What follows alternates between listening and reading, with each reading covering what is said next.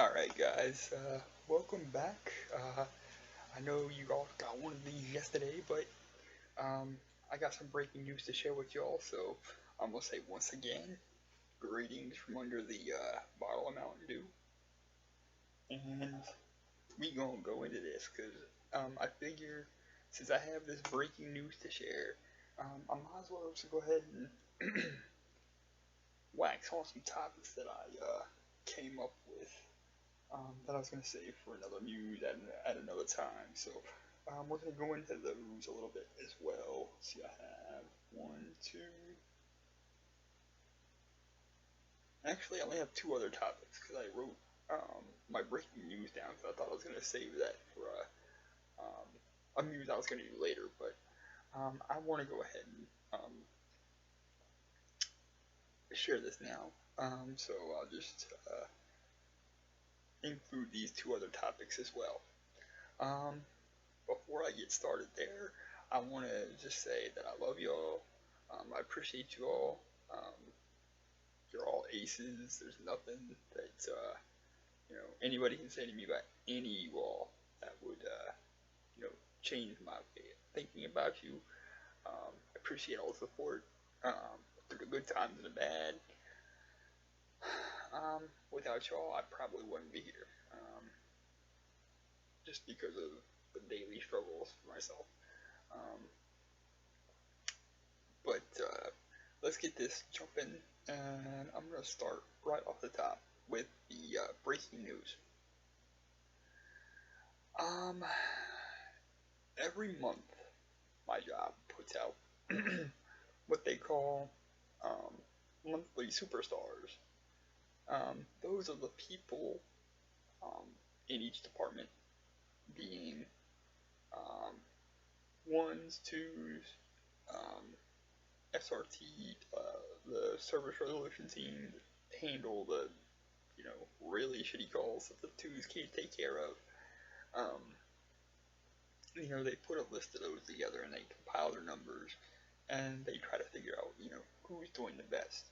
Well, I've never been on this list before, so like I never even thought it a possibility because of where I came from. But when I went into work tonight, I had emails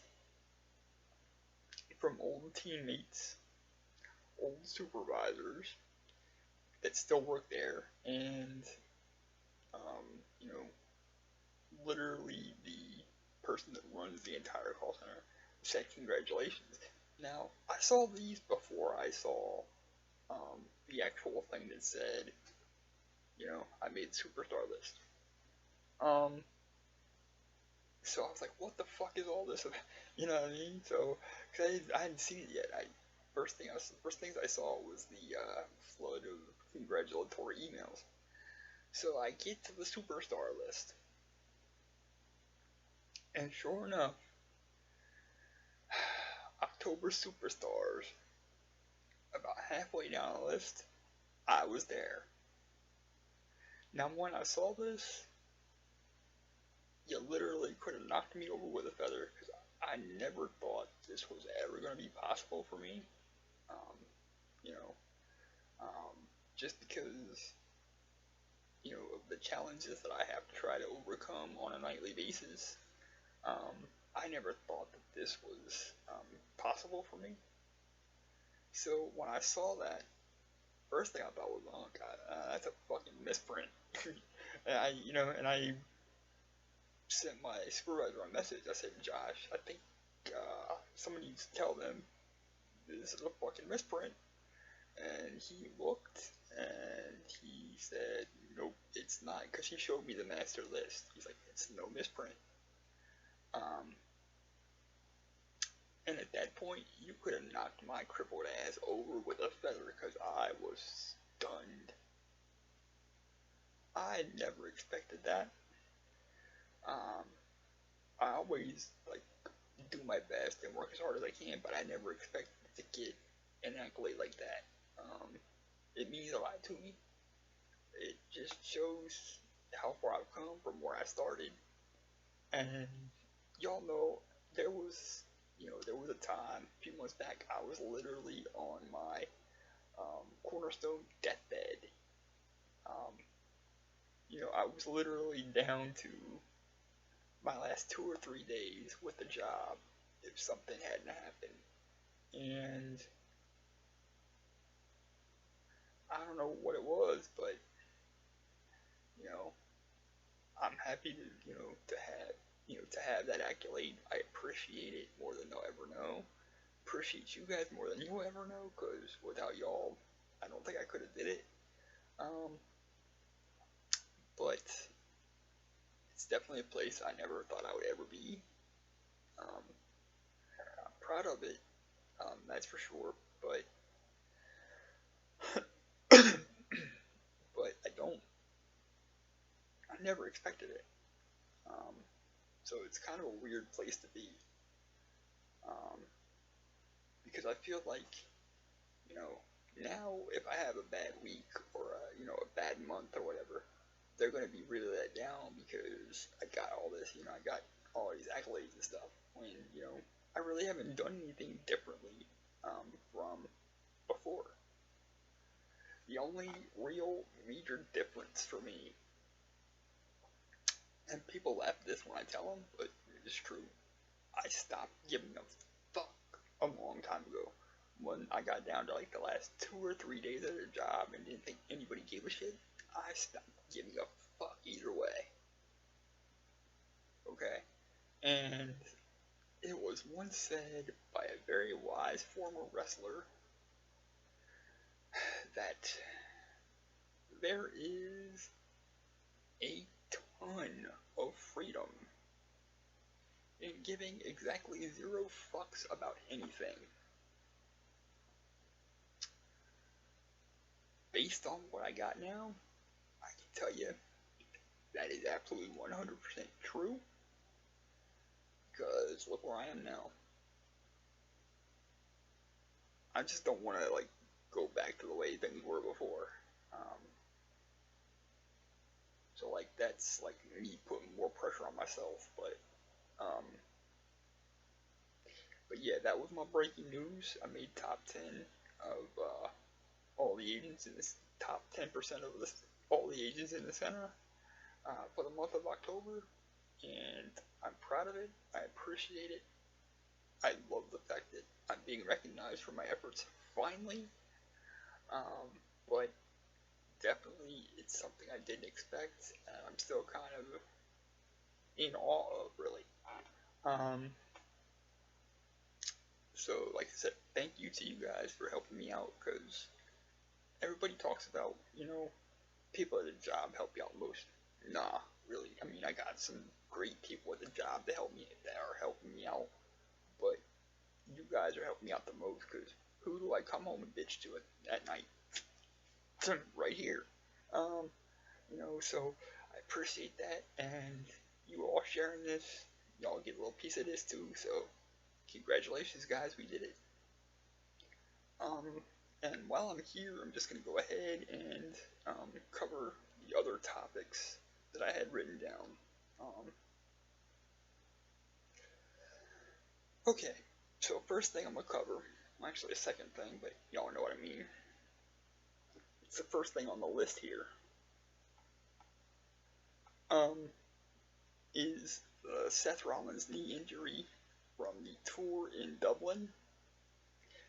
This is sad for me because while I hate the character, the dude can go in the ring and he's one of the better WWE champions in a while. The last WWE champion that was over with me, whether it be heel or face, no matter what, was probably Punk. So it's been a while. Sad to see that. It's going to be out 6 to 9 months. Sting had the same injury in 90 before he came back and literally won the NWA title, his first match back.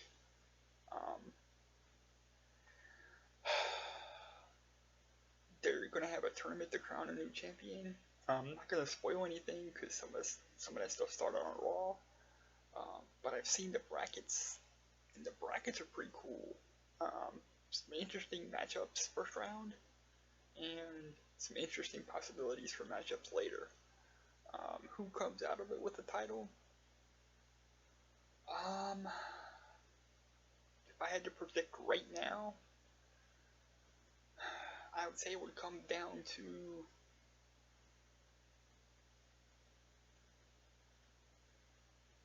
probably Del Rio and Reigns in the final, and Reigns is going to take it. And with that said, I also wouldn't be surprised at all if Reigns took the title, won the tournament, took the title, and Sheamus cashed in and took it from him right after he won it. Which that could be an interesting feud in of itself. Reigns and Sheamus. You know, Sheamus looks dumb as hell with that mohawk, but and the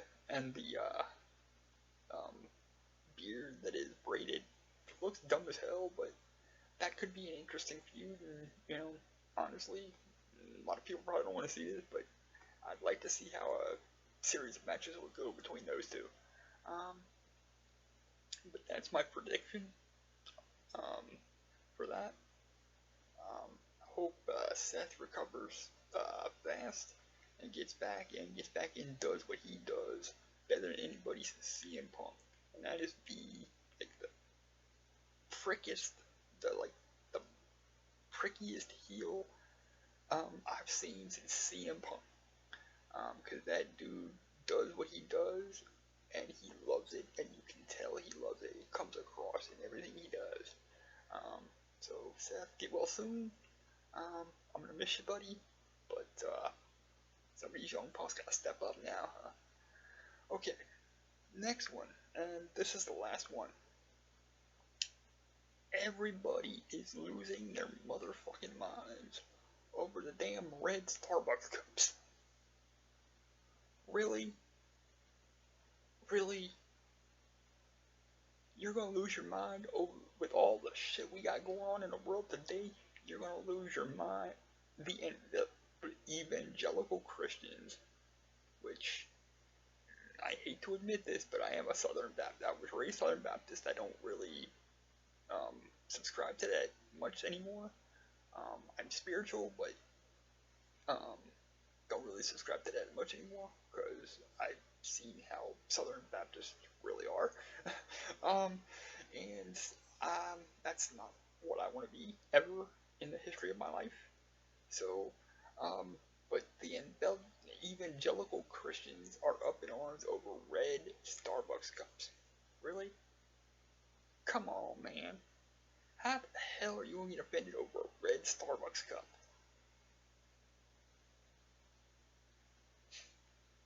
It's laughable, really. I mean, when are we as a society going to stop being offended over everything? If you want to be offended over something, be offended over the fact that Greg Hardy beat the shit out of his girlfriend, was convicted, appealed, that conviction was dropped, and is now playing football for the Dallas Cowboys in the NFL. And when the pictures came out a couple of days ago, all he basically said was, I'm trying to move on.